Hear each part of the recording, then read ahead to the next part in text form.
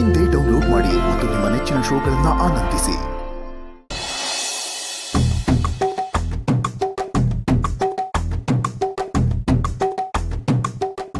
ಯಪ್ಪ, ಅಂಬಿಕಾ ಅವ್ರಿಗೆ ನಾನು ಕಾಣಿಸ್ತಾ ಇದ್ರೆ ಅಷ್ಟೇ ಸಾಕು. ನಾನು ಏನ್ ಮಾಡ್ಲಿ ಈಗ? ಎಲ್ಲೋಗಿ ಬಚ್ಚಿಕೊಳ್ಳಿ? ಹಾ, ಟೆರೆಸ್ ಮೇಲೆ ಹೋಗಿ ಬಚ್ಚಿಕೊಳ್ಳ. ಅಲ್ಲಿ ಬಚ್ಚಿಕೊಂಡ್ರೆ ಅವ್ರಿಗೆ ನಾನು ಕಾಣಿಸೋದಿಲ್ವಾ? ಹೌದು, ನಾನು ಅಲ್ಲೇ ಹೋಗ್ತೀನಪ್ಪ.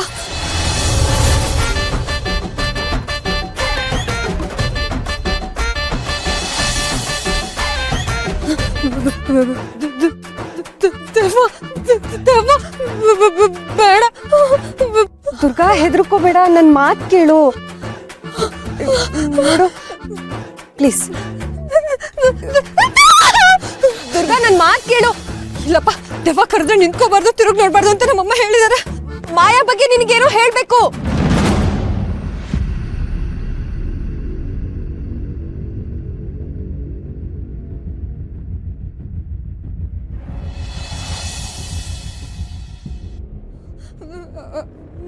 ನೋಡಿ, ನಾನು ಈಗಲೇ ಹೇಳ್ತಾ ಇದ್ದೀನಿ, ನೀವು ನನ್ನ ಹತ್ರ ಬರಬೇಡಿ.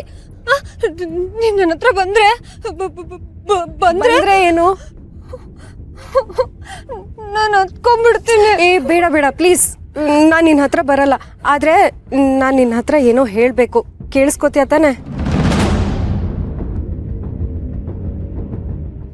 ಅಲ್ಲ, ನೀವು ನನಗೆ ಮಾತ್ರ ಯಾಕೆ? ನಾನು ಯಾಕೆ ನಿನಗೆ ಕಾಣಿಸ್ಕೊತಿದ್ದೆ, ಮತ್ತೆ ಯಾಕೆ ಕಾಣಿಸ್ಕೊತಿರ್ಲಿಲ್ಲ, ಈಗ ಮತ್ತೆ ಯಾಕೆ ನಿನಗೆ ಕಾಣಿಸ್ಕೊತಿದ್ದೀನಿ, ಈ ಎಲ್ಲಾ ಪ್ರಶ್ನೆಗಳಿಗೂ ಉತ್ತರ ಕೊಡೋದಕ್ಕೆ ಈಗ ಸಮಯ ಬಂದಿಲ್ಲ ದುರ್ಗಾ. ಅಯ್ಯೋ, ನೀನು ನನ್ನ ಬೆನ್ನಕ್ಕೆ ಬಿದ್ದರೆ ನನಗೆ ಹೆದರ್ಕೋಬೇಡ ದುರ್ಗಾ. ನಾನು ನಿನಗೆ ತೊಂದರೆ ಕೊಡೋದೇ ಉದ್ದೇಶ ಆಗಿದ್ದಿದ್ರೆ ನಾನು ಇಷ್ಟು ದಿನ ಯಾಕೆ ಕಾಯ್ತಾ ಇದ್ದೆ? ಅದು ಅಲ್ಲದೆ ನೀನು ನನಗೆ ಎಷ್ಟೊಂದು ಸಲ ಸಹಾಯ ಮಾಡಿದ್ಯಾ, ನನ್ನ ಮನೆಯವ್ರನ್ನ ಕಾಯ್ತಿದ್ಯಾ. ನಾನು ಯಾಕೆ ನಿನಗೆ ತೊಂದರೆ ಕೊಡ್ಲಿ ಹೇಳು?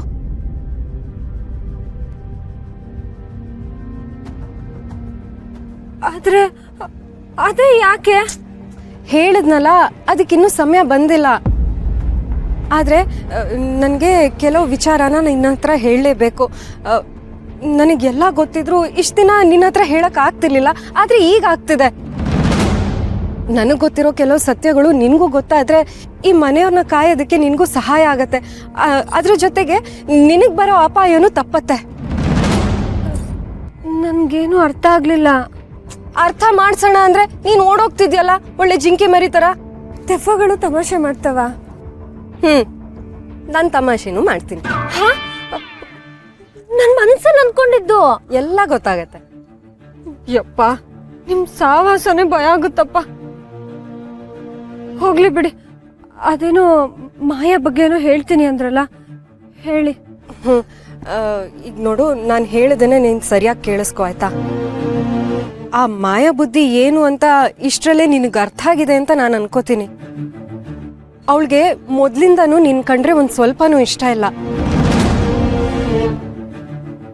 ಮರುಮಾಂಗಲ್ಯ ದಿನ ನಿನ್ನ ಕಟ್ ಹಾಕಿ ರೂಮಲ್ಲಿ ಕೂಡ ಹಾಕಿದ್ದು ಅವಳೆ. ಏನ್ ಹೇಳ್ತಿದ್ದೀರಾ? ಹೌದು ದುರ್ಗಾ, ಅಷ್ಟೇ ಅಲ್ಲ, ನೀನವತ್ತು ಪ್ರಜ್ಞೆ ತಪ್ಪಿ ಮಲಗಿರೋವಾಗ ನಿನ್ನ ಸಾಯಿಸಕ್ ಪ್ರಯತ್ನ ಪಟ್ಟಿದ್ದು ಆ ಮಾಯನೇ. ಅಯ್ಯೋ, ಅವಳಿಗಂತ ನಾನು ಏನ್ ಮಾಡಿದ್ದೀನಿ? ನೀನ್ ಅವಳ ಸ್ಥಾನ ಕಿತ್ಕೊಂಡಿದ್ಯಾ ಅಂತ ಅವಳು ಅನ್ಕೊಂಡಿದ್ದಾಳೆ ದುರ್ಗಾ. ಇವತ್ತಿನವರೆಗೂ ಹಿತ ಏನೆಲ್ಲ ಕಷ್ಟ, ಭಯ, ನೋವು, ಚಿತ್ರಹಿಂಸೆ ಅನುಭವಿಸಿದಾಳಲ್ಲ, ಅದ್ ಎಲ್ಲದಕ್ಕೂ ಆ ಮಾಯನೇ ಕಾರಣ. ಪ್ರತಿ ಸಲ ಅವಳ ಪ್ರಾಣಕ್ಕೆ ಸಂಸ್ಕಾರ ತಂದಿದ್ದು ಆ ಮಾಯನೇ.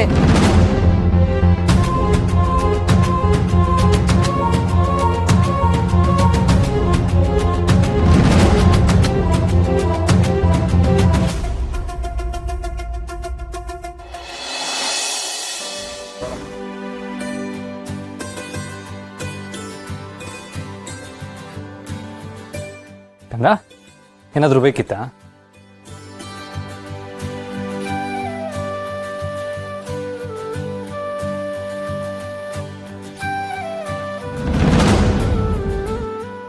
ನಾಳೆ ಪೇರೆಂಟ್ಸ್ ಗೇಮ್ ಡೇಗೆ ನನಗೆ ಕೊಟ್ಟಿರೋ ಪ್ರಾಮಿಸ್ ಇನ್ನ ಜ್ಞಾಪಕ ಇದೆ ಅಲ್ವಾ? ಅಫ್ಕೋರ್ಸ್, ಅದು ಇಲ್ಲಿ ರಿಜಿಸ್ಟರ್ ಆಗಿಬಿಟ್ಟಿದೆ. ನಾನು ಬರ್ತೀನಿ, ದುರ್ಗಾನು ಕರ್ಕೊಂಡು ಬರ್ತೀನಿ. You don't worry. ಗುಡ್.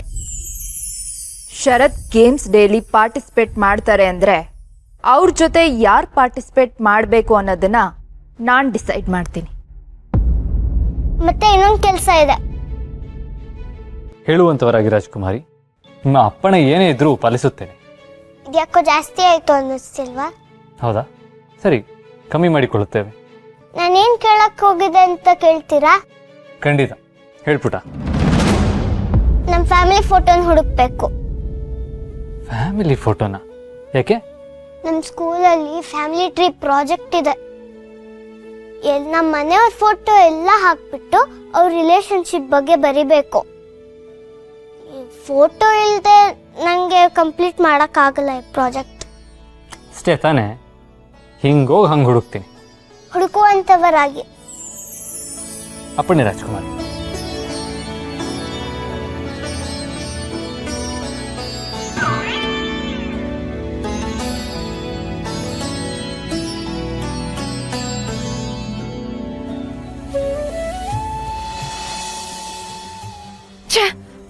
ಆ ಮಾಯ ನನಗೆ ಎಷ್ಟೇ ತೊಂದರೆ ಕೊಟ್ಟಿದ್ರು ನನ್ ಬೇಜಾರಿಲ್ಲ.